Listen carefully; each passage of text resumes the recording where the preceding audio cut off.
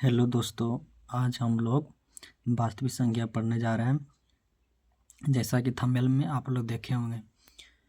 सबसे पहले वास्तविक संख्या कहते हैं किसको, वास्तविक संख्या है क्या, इसको पहले समझते हैं। तो वास्तविक संख्या उसे कहते हैं वैसी संख्या परिमेय और अपरिमेय संख्या दोनों को सूचित करता हो, उसे हम वास्तविक संख्या कहते हैं। कहने का मतलब p/q अंश बटा हर के रूप में या हर अंश बटा हर के रूप में यानी परिमेय के रूप में रहे या ना रहे, उसे हम मतलब दोनों का सम्मिलित रूप को हम क्या कहेंगे, वास्तविक संख्या कहते हैं। समझ गए होंगे। अगर नहीं समझे होंगे कि परिमेय और अपरिमेय क्या होता है तो उन सब का भी डेफिनेशन में लिखा दूंगा, जो एग्ज़ाम के लिए बहुत इम्पोर्टेंट है। ऑब्जेक्टिव में कभी कभी पूछ देता है दोस्त। चलिए उन सब पॉइंट को हम लिख लेते हैं। देखिए दोस्तों, वैसी संख्या जो परिमेय संख्या और अपरिमेय संख्या दोनों को सूचित करता है उसे वास्तविक संख्या कहते हैं। जैसे हम एग्जाम्पल से समझ लेते हैं। जैसे √3 देखिए एक अपरिमेय संख्या है, लेकिन यहाँ पर देखिए 10 क्या अपरिमेय है। 15/2 क्या अपरिमेय है। √5 अपरिमेय है आदि। यानी इसमें परिमेय और अपरिमेय दोनों रहेगा, वो वास्तविक संख्या कहलाएगा। जिन लोगों को परिमेय और अपरिमेय समझने में दिक्कत है दोस्तों, पहले अपरिमेय उसको पहले हम समझा देते हैं, परिभाषा उसको हम लिखते हैं। देखिए दोस्त, परिमेय संख्या क्या है उसको हम समझ लेते हैं। परिमेय संख्या हम उससे कहें जो अंश बटा हर के रूप में हो, यानी p/q के रूप में रहेगा, उससे हम क्या कहेंगे, परिमेय संख्या कहेंगे। अब हम डिफिनीशन लिख लेते हैं। देखिए दोस्तों, परिमेय संख्या उन संख्याओं को हम परिमेय संख्या कहेंगे जिनका रूप p/q के रूप में का होगा या जिन्हें p/q के रूप में व्यक्त किया जा सके, उसे हम परिमेय संख्या कहेंगे। एग्जाम्पल से जैसे हम समझते हैं, एग्जाम्पल से जैसे हम 3/2 लिए तो अंश बटा हर के रूप में p/q के रूप में हो गया, ये तो परिमेय संख्या तो हो गया ही। अब जैसे हम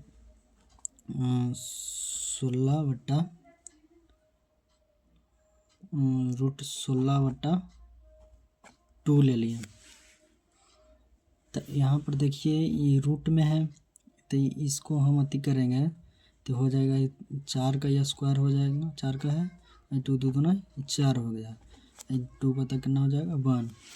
यानी वही कर रहा है कि जिससे जो देखिए, तो इसको व्यक्त करना, हल नहीं करना पड़ा, डायरेक्ट p/q ग्रुप में है, लेकिन इसको हमको हल करना पड़ गया।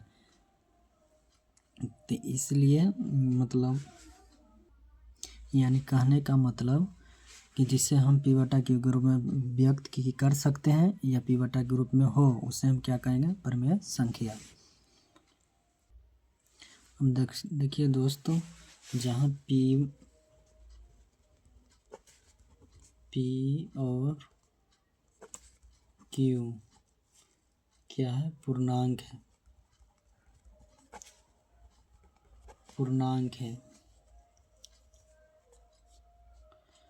q = 0। कहने का मतलब p और q पूर्णांक है। कहने का पूर्णांक मतलब पहले पढ़ चुके हैं बहुपद में, अगर नहीं पढ़े हैं तो आगे उसको हम बता देंगे पूर्णांक क्या होता है। पूर्णांक मतलब कोई ऋणात्मक या धनात्मक संख्या होता है, उसी को कहता है पूर्णांक।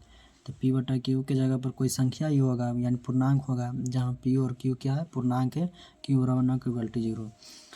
= 0 इसलिए है क्योंकि अगर हम किसी संख्या, मान लीजिए 3 ले लेते हैं, नीचे ले लेते हैं 0, q का स्थान पे p हो गया हमारा, एक q हो गया, तो जब हम इससे भागा देंगे तो कुछ क्या हो जाएगा, अपरिभाषित हो जाएगा, यानी कि भाग नहीं लगेगा, इनफाइनाइट हो जाएगा। तो वही Q=0 लेने के लिए बोला। ये हो गया हमारा परिमेय संख्या। अब आगे देखते हैं अपरिमेय संख्या।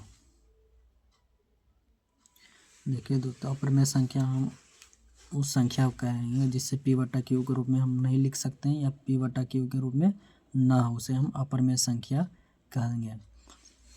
ये सब ऑब्जेक्टिव में पूछ देता है दोस्त, इसलिए इस पॉइंट को हम बता रहे हैं। परिभाषा अब लिख लेते हैं।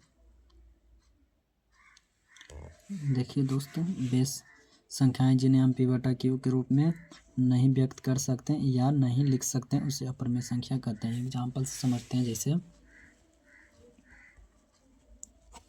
√2, इसको P/Q के रूप में लिख पाइएगा, इसको तोड़ पाइएगा, क्या कि किसी का वर्ग होता, इसका वर्ग होता ही नहीं,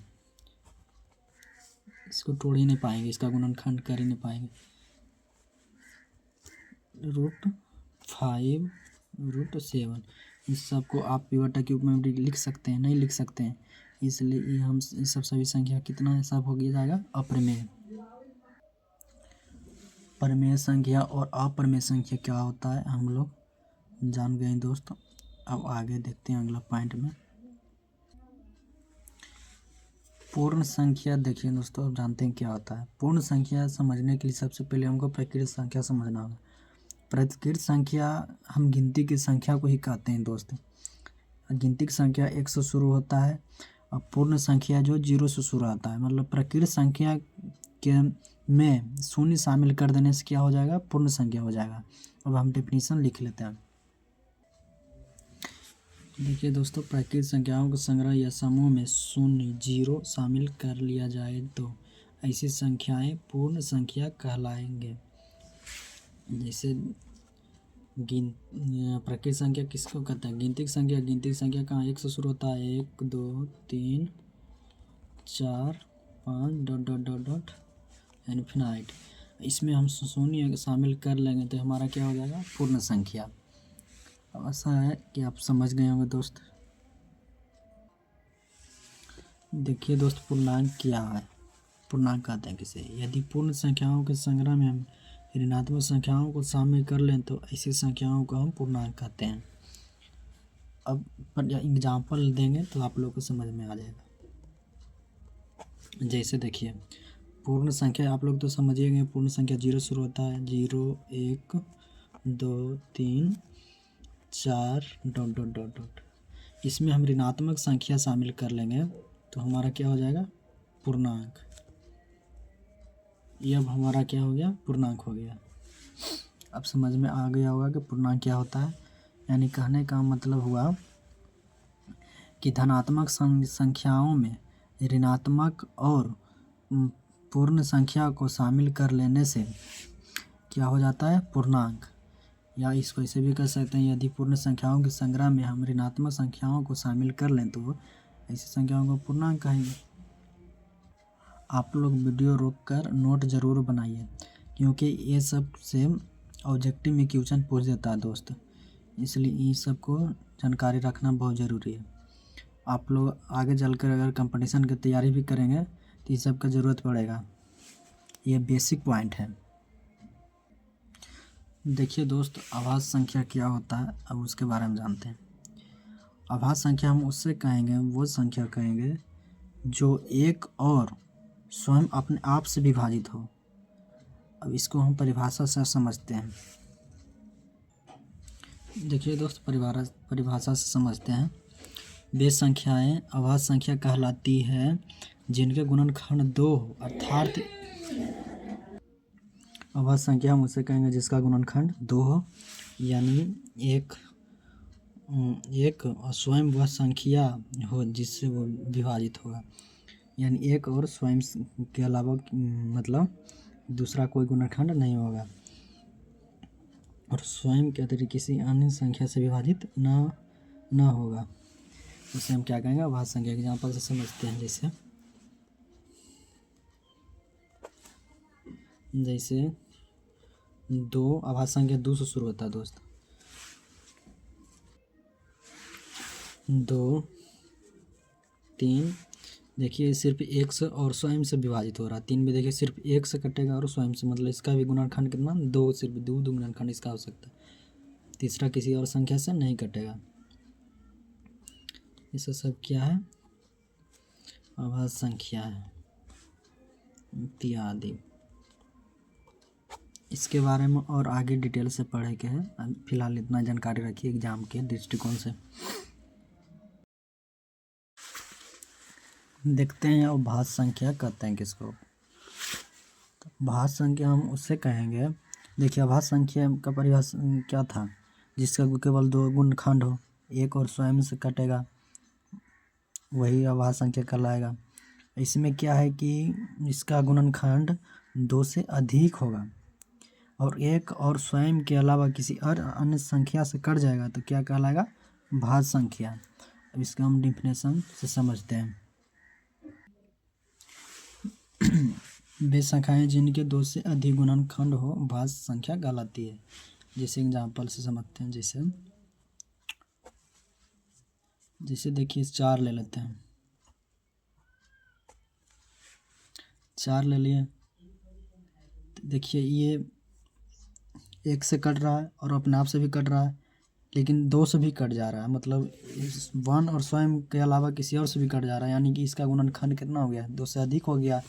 तो ये क्या हो गया, भाज्य संख्या। 6 हो गया, 8 हो गया, 10 हो गया, डॉट डॉट डॉट। और यहाँ पर पॉइंट ध्यान देखिए, एक तो ना तो अभाज्य संख्या और ना ही भाज्य संख्या, मतलब एक जो है क्या, हमारा नेचुरल नंबर है, प्रकृत संख्या। अब आगे पॉइंट की ओर बढ़ते हैं दोस्त।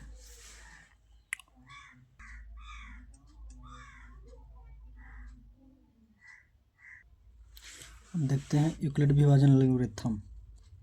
देखिए यूक्लिड विभाजन एल्गोरिथम से मतलब इस विधि के मार्ग से एचसीएफ ज्ञात किया जाता है या श्रृंखला रचना प्रदान करती है। अब देखिए एल्गोरिथम जो है शब्द है, एल्गोरिथम शब्द 9वीं शताब्दी की एक फारसी गणित अल ख्वारिज़मी के नाम से लिया गया है। इस पॉइंट को माइंड में जरूर रखिए क्योंकि ऑब्जेक्टिव में पूछ देता है दोस्त। ये सब जितना भी पॉइंट बता रहे हैं सब ऑब्जेक्टिव के लिए इम्पोर्टेंट है, या जानना भी आपको बहुत ज़रूरी है।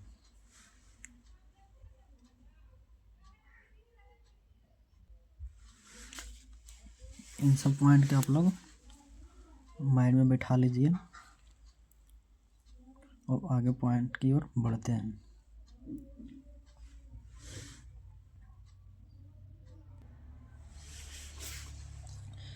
एल्गोरिथम सुपरिभाषित चरणों की एक श्रृंखला होती है जो एक विशेष प्रकार की समस्या को हल करने के लिए एक प्रक्रिया, तकनीक या विधि प्रदान करती है।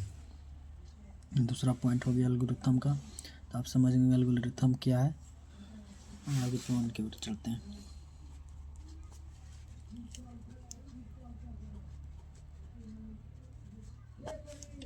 माना कि ए बी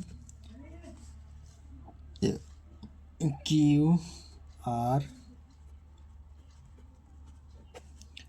4 पूर्णांक है,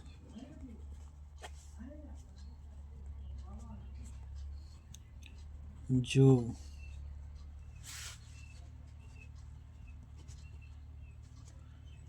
यूक्लिड विभाजन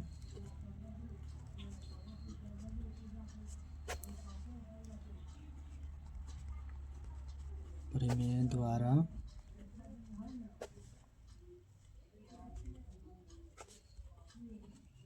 हल किया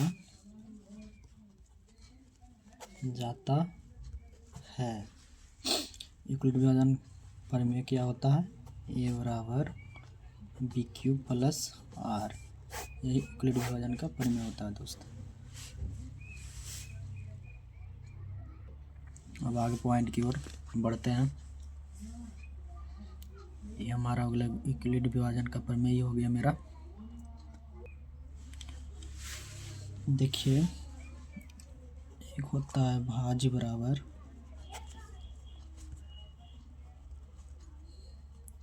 भाजक गुने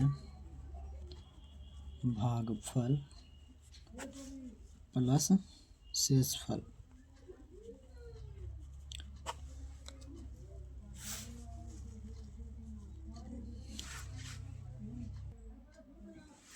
एक होता है HCF। HCF के बारे में तो सबको सुने होंगे। एक LCM होता है, लेकिन HCF का फुल फॉर्म किसी को पता नहीं होता है। इसका फुल फॉर्म होता है हाईएस्ट कॉमन फैक्टर,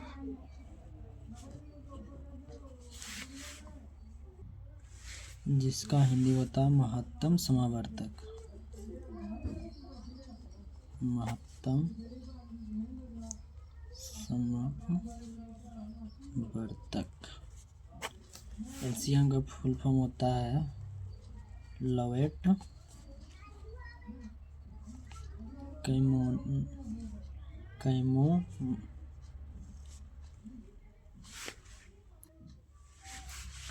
लोवेट या लिस्ट कॉमन मल्टीपल होता है LCM का फुल फॉर्म। मल्टीपल। LCM का फुल फॉर्म होता है हाईएस्ट कॉमन फैक्टर। LCM का फुल फॉर्म होता है लोवेट या लिस्ट कॉमन मल्टीपल, जिसका हिंदी होता है लघुत्तम समावर्तक।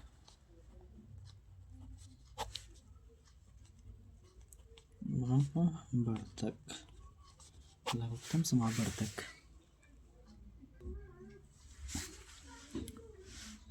देखिए दोस्तों, HCF P, Q, R गुने LCM। LCM P, Q, R not equal to P गुना Q गुना R, जहाँ P, Q, R धनात्मक पूर्णांक है। जबकि निम्न परिमाण तीन संख्याओं P, Q, R पर लागू होता है। देखिए दोस्तों, ये सब थ्योरी है। थ्योरी का अगर डिटेल में पढ़ना चाहते हैं तो अगला वीडियो में डाल देंगे, कमेंट कीजिएगा तो। लेकिन उतना भी वो सब थ्योरी ज़रूरी नहीं है, जो इम्पोर्टेंट बात है जो हम लिखा रहे हैं। फार्मूला को लिख लेते हैं। LCM P, Q, R बराबर P into Q into R HCF P into Q into R बटा HCF P, Q into HCF Q, R into HCF P, R formula होता है।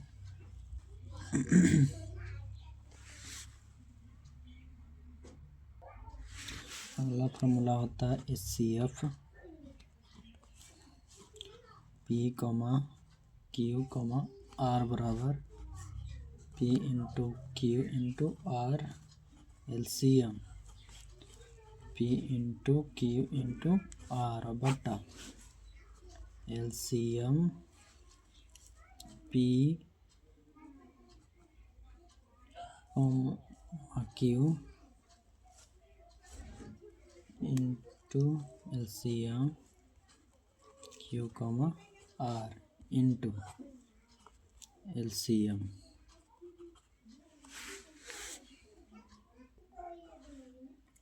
अब आगे पॉइंट की ओर बढ़ते हैं। एक फार्मूला होता है पहली संख्या गुने दूसरी संख्या बराबर LCM गुने HCF।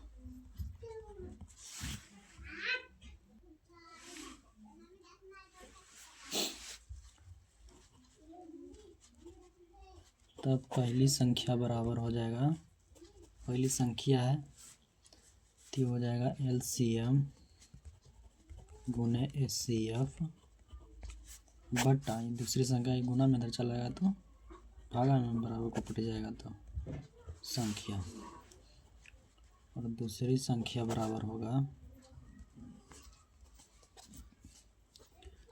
LCM गुने HCF बटा पहली संख्या गुना में इधर चला जाएगा नीचे बराबर की पट्टी भागा में। फॉर्मूला होता है, एक होता है LCM बराबर तो हो जाएगा पहली संख्या गुने दूसरी, पहली संख्या गुने दूसरी संख्या बट्टा क्या हो जाएगा HCF।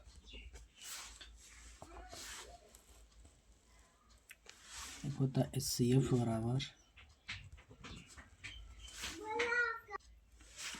बराबर हो जाएगा पहली संख्या गुने दूसरी,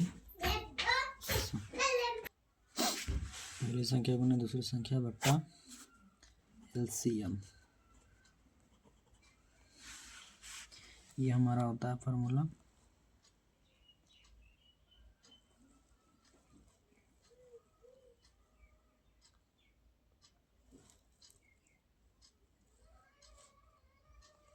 अब आगे पॉइंट पढ़ते हैं दोस्त, यहाँ ध्यान से समझिए। वह परिमेय संख्या जिसके हर का गुणनखंड 2n गुने 5n रूप में आने पर शांत आवर्ती कहलाता है। कहने का मतलब परिमेय, तो परिमेय मतलब अंश बटा हर होता है। हर में अगर इतना 2n गुने 5n कुछ रहेगा तो क्या कहलाएगा, शांत आवर्ती। यदि q बराबर 2m इंटू 5/5 जहाँ m, n और ऋणात्मक पूर्णांक है, अर्थात q का कोई दूसरा गुणनखंड 2 और 5 के घातों को छोड़कर नहीं है, तब p बटा q का दशमलव विस्तार शांत होगा। मतलब वही कह रहा जो हम समझाए हैं। करने का मतलब 2m गुने 5n का छोड़ कर कहीं अगर दूसरा कोई गुणनखंड आता है तो शांत आवर्ती नहीं होगा। यहाँ पर m कर दीजिए, m होगा। लेकिन यदि q का 2,5 को छोड़कर दूसरा अभाज्य गुणनखंड हो तो परिमेय p बटा q का दशमलव विस्तार अशांत होगा। आप लोग को हम एग्जाम्पल से समझाएंगे तो समझ में आ जाएगा। देखिए एग्जाम्पल से समझिए, 23/40 है, ठीक। तो इसको हल फैक्टर तोड़िएगा सबका ऊपर नीचे, तो 23 गुना 1 हो जाएगा, फैक्टर इसका टूटेगा तो इसका फैक्टर 2 आएगा, टूट के 2 गुना 2 गुना 5, यानी इसको लिख सकते हैं 23/2 गुना 5। तो देखिए 2m गुने 5 कुछ नहीं, तो इस पर 1 है। इस रूप में ये है कि नहीं, हर q हमारा p बटा q होता है, q हमारा क्या होता है, हर होता है। ये देखिए इस फॉर्म में आ गया, 2 बटा फॉर्म में आ गया, तो ये हमारा क्या होगा, शांत हो जाएगा, शांत कहलाएगा।